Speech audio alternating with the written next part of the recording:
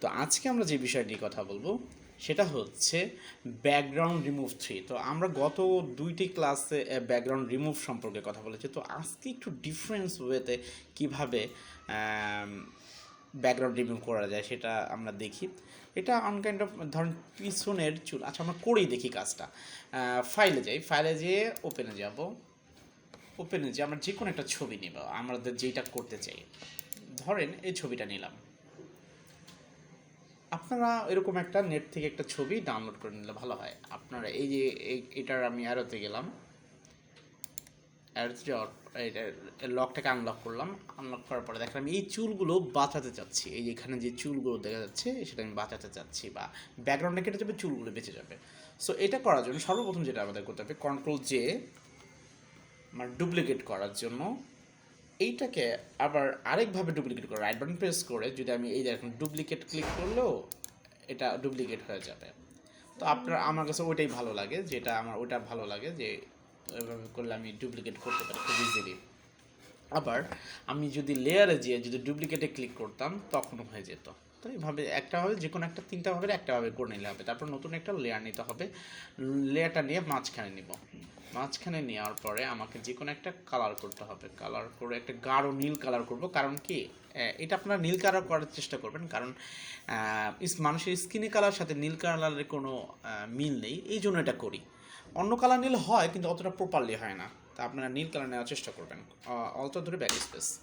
তো আমার এখন কি করতে হবে, মুভ টুলে ক্লিক করে আমাকে উপরের লেয়ারে ক্লিক করব। তাহলে উপরের লেয়ারে যখন আমি ক্লিক করব, তারপরে আমি এই জায়গাটায় যাবো যে ইরেজার টুলে, ইরেজারে যে এই যে ব্যাকগ্রাউন্ড ইরেজার টুলে আমি এখানে ক্লিক করব। এখানে ক্লিক করার পরে আমাকে যেটা করতে হবে, টলারেন্স আমাকে 50-এর ভিতরে রাখতে হবে। এখানে যা আছে তাই থাকবে। আর এখানে দেখেন এই প্যানেলে লেখা আছে শিম্পলিং কন্টিনিউয়াস, শিম্পলিং অনস, শিম্পলিং ব্যাকগ্রাউন্ড সুইচ।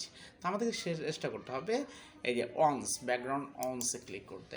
আর এইটা যা আছে তাই থাকবে, এরকম থাকবে। অথবা আমি যদি এটাকে সেকেন্ড ব্র্যাকেট দিয়ে আমি যদি ক্লিক করছি তাহলে বড় হবে, অটো বড় হবে। আবার এটা যদি আমি ওপেন ক্লিক করি তাহলে ছোটো হবে। আর দেখেন সার্কেলটার ভিতরে একটা প্লাস চিহ্ন আছে, এই প্লাস চিহ্নটা যদি কখনই এই চুলের ভিতরে না যায় তাহলে ব্যাকগ্রাউন্ডটা প্রপারলি রিমুভ হবে না। তাহলে আমাকে কী করতে হবে, ওই প্লাস চিহ্নটা আমাকে বাইরে রাখতে হবে। তো আমি যদি আমি এভাবে ক্লিক করি, ক্লিক করে যদি আমি এভাবে যাই, তারপরে হচ্ছে আবার এদিকে যাব, ক্লিক করতেই থাকবো, ক্লিক করতেই থাকবো বা ধরে রাখবো, তারপরে ছেড়ে দেব। এবার আমাদের কাজটা হয়ে গেছে। এবার যদি পিছনে যেই দুইটা লেয়ার, সেই দুইটা লেয়ার আমরা কেটে ফেলবো। দেখেন এই যে দেখা যাচ্ছে, আমি একটু জুম করে দেখাই।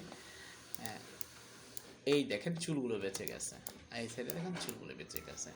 তো এইভাবেই আপনার একটা কাজটাকে, একটা ব্যাকগ্রাউন্ডকে সুন্দরভাবে চুলটা বাঁচিয়ে রেখে করতে পারেন। আপনাদেরকে অসংখ্য ধন্যবাদ মনোযোগ ক্লাসে শোনার জন্য।